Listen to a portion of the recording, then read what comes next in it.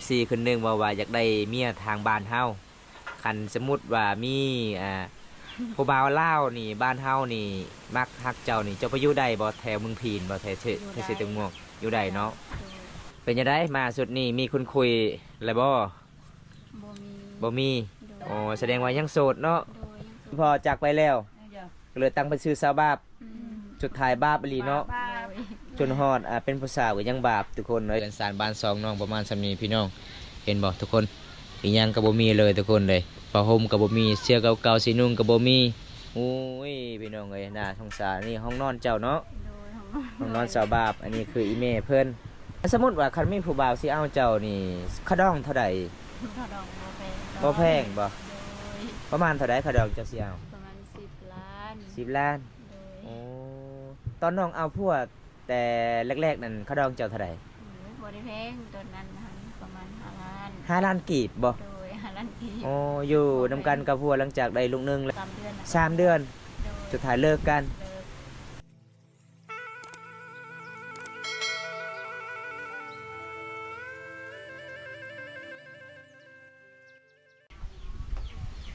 เอากับสบายดีทุกคนสบายดีบรรยากาศยามตอนเช้าทุกคนเลยวันนี้บอมตากะไปเยี่ยมไปยามสาวบาปคือเก่าพี่น้องเลยก็ไป FC หลายๆคนให้บอมตาเปลี่ยนชื่อเป็นสาวบุญพี่น้องแล้วก็มื้อนี้บอมตากะไปเยี่ยมไปยามน้องเพิ่นคือเก่าดนแล้วบอมตากะบ่ได้ไปเยี่ยมไปยามหลังจากที่น้องเฮ็ดเฮือนครัวใหม่พี่น้องแล้วก็มื้อนี้บอมตากะไปเยี่ยมไปยามอีกพี่น้องมีผู้ใหญ่ใจดีจากฝั่งไทยให้บอมตาไปเยี่ยมไปยามแล้วก็มื้อนี้ก็สิได้พ้อหรือว่าน้องเพราะว่าช่วงนี้ก็ช่วงฮอดฤดูเขาเจ้าพูดเข้าไห้ทุกคนเลยหมู่บ้านเฮาส่วนหลายก็เฮ็ดไห้เฮ็ดสวนพี่น้องบ่ได้ทำนาพี่น้องส่วนหลายมีแต่เฮ็ดไห้ทุกคนเลยเอ้าจะได้ก็ไปติดตามชมกันนะพี่น้องอันนี้จะเป็นเฮือนของน้องนะทุกคนนี่เฮือนน้องนี่มาสุดนี่ก็ได้เห็นเฮือนของน้องก็สิงามๆนิดนึงทุกคนเลยอันนี้ก็คือบันไดเห็นบ่มีแต่ผู้หญิงอยู่พี่น้องเอ้ยแบบน้องก็เป็นลูกกำพร้านี่พี่น้องโอ้พี่น้องสิได้พอหรือบ่มื้อนี้โอ้ยเฮือนเนาะสบายเนาะโอ้ยเฮือนอยู่ศาลคือเก่าทุกคนย่าในแม่บ่บันสวนเด้อวันสวนเป็นไข้เป็นไข้จักมือแล้วเป็นไข้น่ะดนแล้วบ่ได้ไปกวดอยู่ห้องหมอปวดบ่แม่เงาบ่มีเงินใครมีเงินแล้วไปกวดโอ้พี่น้องอันนี้เงินไม่คำตากระบาดตาก็บ่เห็นหุ่งบ่เห็นเลยบ่เห็นเลยโอ้ไข่เนาะแต่เชียงปากได้ยินได้ยินแต่เสียงค่อยเว้าเจ้าบ่ได้เห็นหุ่งค่อยเลยเจ้าบ่เห็นเลยค่อยนี่โอ้พี่น้องเอ้ยไข่แต่มีสังกะสีเนาะฉบับเนาะปกติอีเมเจ้านอนอยู่นี่มันก็ฝนตกเปียกตลอดเลยทุกคนเลยอีเมเพิ่นบ่มีเงินอยากไปกวดอยู่ห้องหมอเป็นไข้ลายมือแล้วพี่น้องบ่สบายเอาสบายดีสบายโดยสบายดีสบายดีเป็นยังไงพวกเข้าให้แล้วบ่แล้วได้จักสอบปีนี้ได้ว่ามันสอบปลายสอบอ๋อได้ลายอยู่เนาะแต่บ่กุ้มกินเนาะบ้านเฮาเนาะบ้านเฮากับบ่มีนาทุกคนมีแต่ให้กินแต่ข้าวเนาะบ่ได้กินข้าวเปียกข้าวเบิ่มหาเงินกับบ่มีเนาะอยู่เฮือนอยู่ซ่านก็กินแต่ข้าว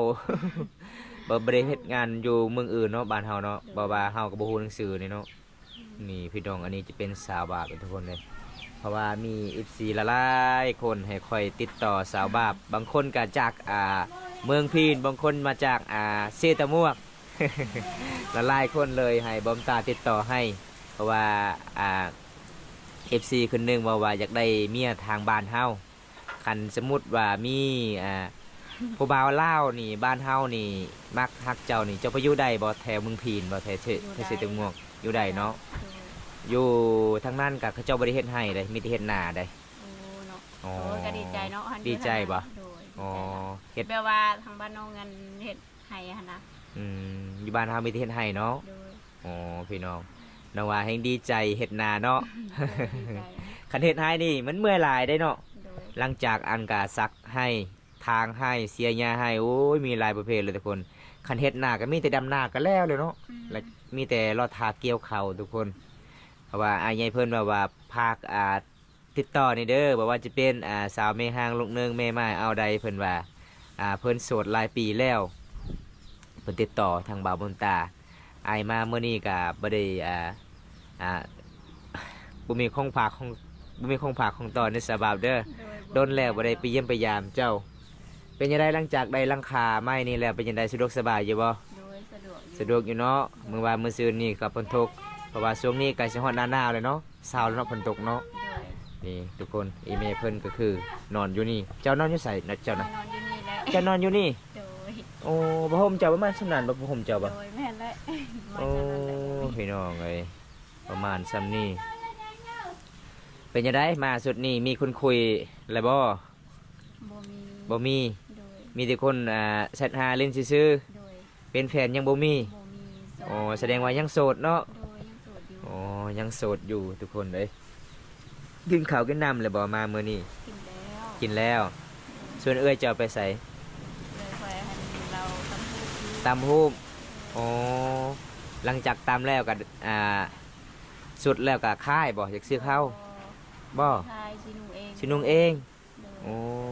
เรียกว่าชินุเองกับบ่มีเด้ บ่มีเนาะบ่มีเงินอยากซื้อพายเนาะราคามันแพงทุกคนมื้อนี้บอมตากามาเยี่ยมมายามน้องก็บ่มีหยังมีผู้ใหญ่ใจดีจากพังไทยเด้อแล้วก็น้องคันทาน้องอยากได้เงินนี่น้องจะซื้อหยัง น้องเยอะคือบ่โฮม ผ้าโฮม โดย แล้วก็ไปกวดอีเมลอยู่ห้องหม้อ โดย โอ้ทุกคนเลยน้องบ่มีเงินไปกวดอีเมลเพิ่นบ่สบายจักมื้อแล้ว โดนแล้ว โดนแล้ว 3 อาทิตย์เลย 3 อาทิตย์แล้วตกเป็นเดือนเลยเนาะ อืม ยังบ่ได้เข้าไปกวดอยู่ห้องหมอเลยบ่ เข้าแล้วแต่สูตรก่อนนั้นแต่ว่ากวดแล้วยังบ่ดีเลย อ๋อเงินเฮาไปเพียงพอ โดย โอ้เงินเฮาบ่หลายเนาะ อืม โอ้ทุกคนเลยน้องเป็นลูกกำพร้าแน่พี่น้องก็เป็นน่าสงสารน้องหลายได้ โอ้มาสุดนี้บอลเจ้าเฮ็ดกินมันก็สิสูงๆอยู่เนาะ สุดเก่าเป็นยังไงมันไหม้บ่แถวนี้บ่ ไม่เบิดแล้วก็แปลงเห็ดใหม่อีก โอ้อันนี้เฮ็ดใหม่อีกแปลงใหม่อีกนี่นะ อืม โอ้พี่น้องไก่สีหอนานามันก็น่าวแหงเลยทุกคนเพื่อนน้องกับน้องก็โดยแอมโดยสำนีพี่น้องอันนี้เป็นเงินผู้ใหญ่ใจะดีผากมาเด้อน้องเด้อ โดย 1,700,000น้องนับลงเบิง ครบอยู่บ่ ได้แล้วบ่นับก็ได้แล้ว นับ แต่อัน นับเบิงก่อนจะหน่อยFC บ่ว่าบอมตา บ่ เอากินเบิด บ่ครบแล้วครบแล้วบ่นับก็ได้ นับเบิงก่อนนะนับเบิงก่อนนับเป็นบ่ เป็นอยู่ครบแล้ว ครบบ่ โดยครบ แล้วก็หลังจากเลือซื้อผ้าห่มกับไปกวดอีเมลอยู่ห้องหม้อเนาะ โดย อ๋อพี่น้องอันนี้ก็คือ1,700,000นี่คันไปเฮ็ดงานนี่ประมาณจักมื้อน้องอยู่บ้านเฮา อยู่ 17มื้อเลยเนาะ มือโดย 17มื้อเด้อทุกคนเลย เป็นจังไดดีใจหลายบ่ โดยดีใจ ดีใจเนาะเอ้าจังได๋ก็ขอขอบใจผู้ใหญ่ใจดีนี่เด้อจากทางไทยที่สงสารน้อง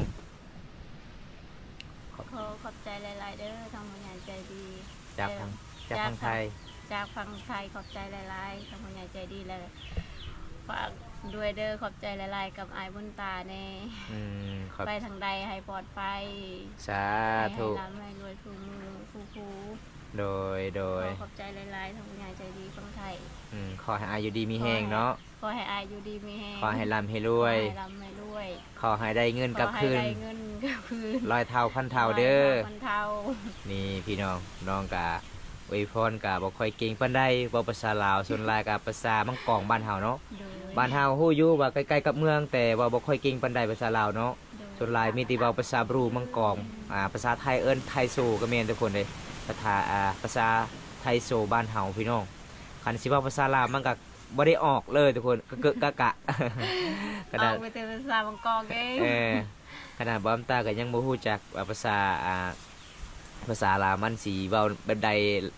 แน่มีหลายอย่างแน่บอมตาก็ฮู้แต่กินข้าวจะโดย จะได้เนาะแม่เฒ่าสิได้เงินไปกวดห้องหม้อเลยเนาะ โดย อ๋อดีใจบ่แม่เฒ่า ดีใจ ดีใจเนาะอ๋ออ้าวขอให้พรผู้ใหญ่ใจดีอยู่พังไทยขอให้อยู่ดีมีแฮงแน่ กระดักพันนาม ว้าวภาษามังกองเลยเป็นบ่อวยพรอายเพิ่นผู้ใหญ่ใจดีจากพังไทย อยู่ดีไม่แห้ง นอบอดี นอบอดี แต่ไรบ่รู้แล้วจะระบายเลย ตัวออดเลยไปแล้วตัวออดไม่แห้งตัวออด เบิ่นประใหญ่ขอบใจนะใจเบิ่นประยาวปอ อายุมันคนยืน คนบ้านยืน พี่น้องเอ้ยที่แม่เพิ่นก็บ่สบายแน่อวยพรก็ได้แต่ซ้ำนี้เนาะแม่เฒ่าเนาะ เราบ่รู้จักละ บ่ฮู้ภาษาลาวเลย โอ้ยบ่รู้เลย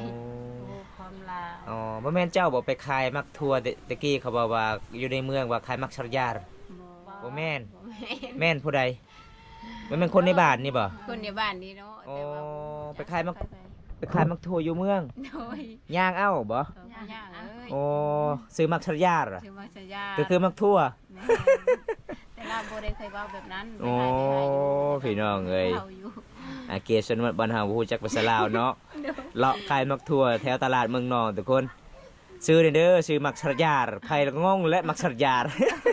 ใครก็งงแล้วบ่ฮู้จัก เออ มันเอิ้นว่ามังทั่วของฮู้จัก แม่นมักทั่วมันเป็นสีหลายๆเลย โดย ก็เลยอายะเพิ่นก็เว้ามักสัญญา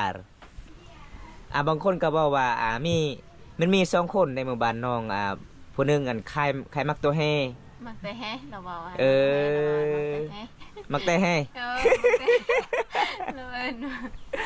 ก็คือมักตัวแฮเนาะเวลาเฮากินส้มกินเมี่ยงมันแซ่บเนาะ อืม แต่อายะเพิ่นไปขายอยู่ในเมืองเลาะตลาดก็คือซื้อมักแต่แฮ เออมักแต่ ไปก็บ่อยากซื้อแล้วเนาะเออ บ่ยากเลยเนาะ เอ ของ อ ฮู้จัก โอ้โหได้จักกินได้หรือบ่บาเขาเจ้าเบิ่งมักตัวแฮโอ้ยไปดอกไงภาษาบรูบ้านเฮามันก็เว่าภาษาลาวมันบ่ออกทุกคนว่าบ่เป็นแล้วก็มักทั่วก็คือมักชัรยาร์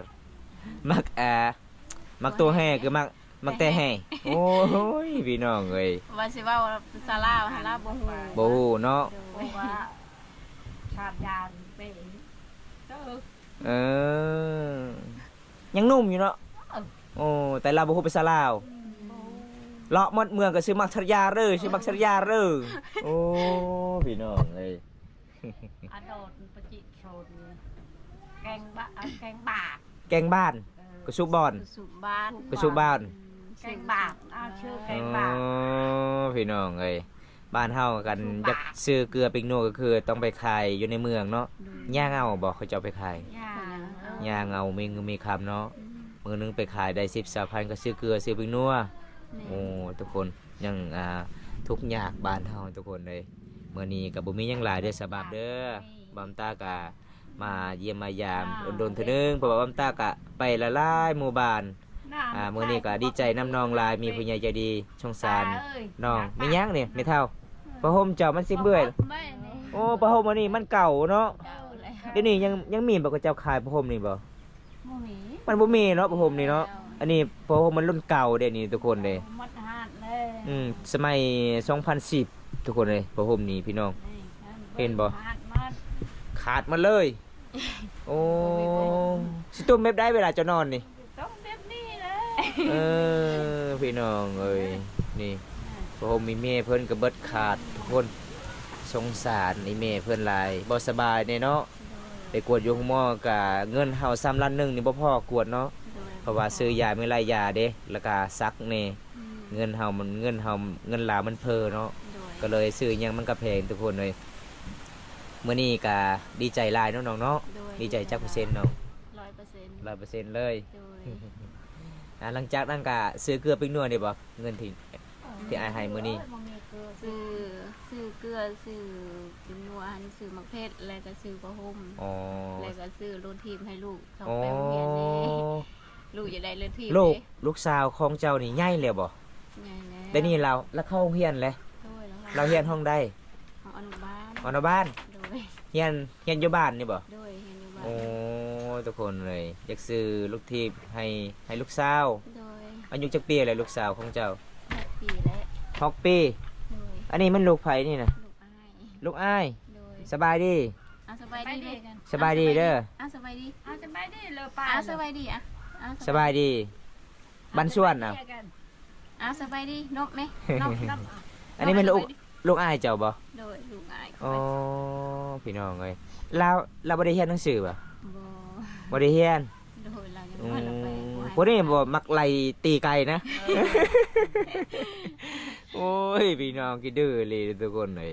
อันนี้จะเป็นลูกอายของสาวอาบาบเพราะว่าลูกของอาบาบ ไปเรียนหนังสือแล้วเนาะ โดย มันใหญ่แล้วประมาณ5 ปีแล้ว6 ปี ไป6 ปี หกปีเลยเนาะ หกปี โอ้พี่น้องเอ้ย หกปี ซื้อ แล้ว ซื้อรถถีบประมาณเท่าไหร่น้องรถถีบให้ลูกสาว น้องยังบ่ฮู้ ยังบ่ฮู้ โดย มันก็ประมาณ600,000เนาะจึงมีเนาะรถถีบน้อยๆทุกคนเด้มื้อนี้ไอ้ขอกลับกันเด้อสบายเด้อจังได๋ก็สู้ๆเด้อขอให้อีเมหายไวๆเด้อบ่สบายเด้อสบายเด้อเพราะว่าไปกวดอยู่ห้องหมอนี่เด้อเพราะว่าช่วงนี้ก็สิฮ้อนหน้าหนาวคันเฮาบ่ได้รักษาสุขภาพมันก็เป็นไข้ตลอดเลยได้ใกล้สิฮ้อนหน้าหนาวทุกคนมื้อนี้ก็บ่มีหยังหลายสิพา FC ได้รับชมคลิปนี้แต่ต้นจนจบก็ขอให้อยู่ดีมีแฮงก็ขอให้ร่ำให้รวยปรารถนาสิ่งใดขอให้ได้สิ่งนั้นพี่น้องเอ้ยวันตากะสิยังสิเดินทางต่อทุกคนมื้อนี้ก็ประมาณช่วงนี้ก่อนพี่น้องบ่ได้รับชมคลิปนี้แล้วก็ฝากกดไลค์กดแชร์กดติดตามด้วยทุกคนเลยเพราะว่าไอ้แม่ชาวบ้านประพรมก็บ่มีแล้วเนาะอยากได้บ่เสียเก่าๆไปแม่เฒ่า ได้เหรอ อยากได้เนาะคันมีเนาะโอ้พี่น้องเอ้ยเพราะว่ามีFC อยู่ทางไทยอยากฝากเครื่องเก่าๆให้แจกเคชนบทเก่าๆก็อยากได้เนาะเฮาบ่มีเสื้อนุ่งแน่ทุกคนผู้ใหญ่ใจดีฝากเงินมานี่อยู่ประเทศใด โหอยู่ฝั่งไทย ประเทศไทยบ่ โดย อ๋อเคยเซ็นหากันอยู่บ่ เคยอยู่ อ๋อเพราะว่าไอ้ใหญ่เพิ่นบอกว่าเจ้าอีเมลของน้องนี่บ่สบายแล้วก็ลูกสาวพี่หันหนังสือได้รถทิพย์บ่มีเงินซื้อรถทิพย์ โดย ก็เลยผู้ใหญ่ใจดีก็ฝากเงินให้ โดย อ๋อมื้อนี้ดีใจน้ำลายเด้อ มีผู้ใหญ่ใจดีสงสารน้องน้องเป็นลูกกำพร้าเลยเนาะ โดย เจะเป็นลูกสาวล่าบ่ แม่น โอ้พี่น้องเอ้ยแล้วหลายคนให้ค่อยเปลี่ยนชื่อเจ้านางบุญได้บ่ ได้อยู่ ได้เนาะเพราะว่าเปลี่ยนคันเอิ้นชื่อบาปมันก็บาปตลอดเด้ ทุกสิ่งทุกอย่าง เออ เลย เอาพัวกับพัวปะอีกได้ลูกหนึงอยู่นำแม่กับแม่บ่สบายตลอดเนาะหลังจากเป็นลูกกำพร้าตอนน้องเป็นลูกกำพร้านี่อีพ่ออีพ่ยังบ่อีพ่อเสียหรือบ่ตอนน้อยๆนะ แล้วโดยปุ๊บแต้มแม่ค่อยเกิดมาค่อย ก็ นั้น ดีก็ใช่ โอ้ตอนน้องเป็นลูกกำพร้านี่แสดงว่าน้องนี่เกิดแล้ว โดย อ๋อ เกิดมา เห็นแล้วนะนายพ่ออีแม่ บ่เห็น บ่เห็น พอโดย โอ้เจ้าเกิดประมาณ3 เดือนบ่ บ่แม่บ้าดีเขาเดือน แต่ดีครึ่งมั้ยยังแต่ดีครึ่ง เปลี่ยนไป ครึ่งเดือน ครึ่งเดือน พอดีอีพ่อของสาวบาปนี่เสียเลย โอ้แสดงว่าน้องยังบ่ทันได้เห็นเนาะหน้าตาอีพ่อพี่น้องเอ้ย รู้จักเลย โอ้บ่ฮู้จักเลยน้องว่าทุกคนน้องเป็นลูกของผ่าเลยทุกคนสุดท้ายอีเมก็ตั้งชื่อสาวบาปเลยโอ้บ่ได้เห็นหน้าพ่อเนาะเวลาเกิดมันอีพ่อจากไปแล้วก็เลยตั้งเป็นชื่อสาวบาป อืม สุดท้ายบาปอีหลีเนาะ โดย จนฮอดเป็นผู้สาวก็ยังบาปทุกคนเลยเอาจังใดก็ตั้งชื่อสาวบุญอีก โดย ชื่อลูกสาวเจ้าชื่อนี่ใด ชื่อน้องพิมพ์ น้องพิมพ์ โดย อ๋อ น้องพิมพ์พี่น้อง อีเมลคือสาวบาปทุกคน เมื่อหน้าถ้ามีลูกสาวลูกชายก็บ่ต้องตั้งเด้อสื่อบาปเด้อ โดย มันบาปอีหลีใดถ้าบ่ได้ตั้งสื่อสาวบาปนี่พี่น้อง อันนี้จะเป็นสาวบาปกับเมเพิ่นนี่เมเพิ่นก็บ่สบายแน่ตาบ่เห็นหุ่งเกินสารบ้านซองน้องประมาณซำนี้พี่น้อง เห็นบ่ทุกคน อีหยังก็บ่มีเลยทุกคนเลยผ้าห่มก็บ่มีเสื้อเก่าๆสีนุ่งก็บ่มีโอ้ยพี่น้องเอ้ยน่าสงสารนี่ห้องนอนเจ้าเนาะ โดย ห้องนอนสาวบาปอันนี้คืออีเมเพิ่นโอ้เอื้อยเจะได้ไปนอนอยู่ไส ไม่ค่อยเราไปนอนเพิ่นหมู่ ไปนอนเฮือนโม โดย โอ้นอนนำกันจุดนี้มันแคบเนาะ แคบ อึดอัดเนาะ ไปโดย โอ้ลูกสาวเจะได้ นอนอยู่นี่ นอนกัน โอ้พี่น้องเอ้ยสมมุติว่าคันมีผู้บ่าวสิเอาเจ้านี่ขะดองเท่าใด ถ้าดองบ่บ่แพงแพงบ่ โดย ประมาณเท่าใดขะดองเจ้าสิเอา ประมาณ10 ล้าน 10 ล้าน โดย โอ้ตอนน้องเอาพวกแต่แรกๆนั่นขะดองเจ้าเท่าใด บ่ได้แพงตอนนั้นนะคะประมาณ5 ล้าน 5 ล้านกีบบ่ โดย5 ล้านอีก โอ้อยู่นำกันกับพวกหลังจากได้ลูกหนึงแล้วเลิกกันพวกเสียบ่บ่ได้เสียหยังเลย เสียพวก น้อง ทำไม โอ้น้องเลี้ยงลูกผู้เดียว โดย แต่น้อยๆเลยบ่น้องเลี้ยงลูกนะ แต่น้อยๆอยู่เพิ่นควรก็3 เดือนน่ะ 3 เดือน โดย สุดท้ายเลิกกัน เลิก โอ้ยทุกคนเลย3 เดือนก็บ่แม่นน้องอยู่เพิ่นผัวทุกคนน้องเกิดลูกได้ลูกสาวอยู่เพิ่นผัว3 เดือนเนาะ โดย ตอนนั้นก็ดนอยู่เนาะประมาณปีหนึงเนาะ โด อยู่นำกันสุดท้ายก็เลิกกันทุกคนผัวไปเล่นผู้สาวตลอดเลยบ่ได้ฮักบ่ได้แพงบ่ได้อยู่เฮือน อืม เวลาเมื่อไปเล่นผู้สาวขอเงินน้ำเจ้าตลอด โดย อ๋อ พอแล้วคำบ่ได้แล้วก็ตี ที่ โดย โอ้เฮาก็อดบ่ไหว จมหายโดย เลิกกันเนาะ อืม สุดท้ายอยู่นำอีพ่ออีแม่เลี้ยงลูกสาวคนเดียวทุกคนเลยนี่แหละวิถีชีวิตสาวบาปพี่น้องเห็นแล้วก็ชื่อสาวบาปมันก็บาปอหลีทุกคนก็เป็นน่าสงสารน้องแน่น้องก็เป็นลูกกำพร้าเป็นลูกสาวลาบ่หลังจากที่น้องเกิดมาก็บ่ได้เห็นนายพ่อเลยพ่อก็จากไปเนาะ โดย เอาบ๊ายบาย FC นะสาวบาปบ๊ายบายบ๊ายบายเด้อไปกันเด้อ ขอขอบใจหลายๆเด้อ โดย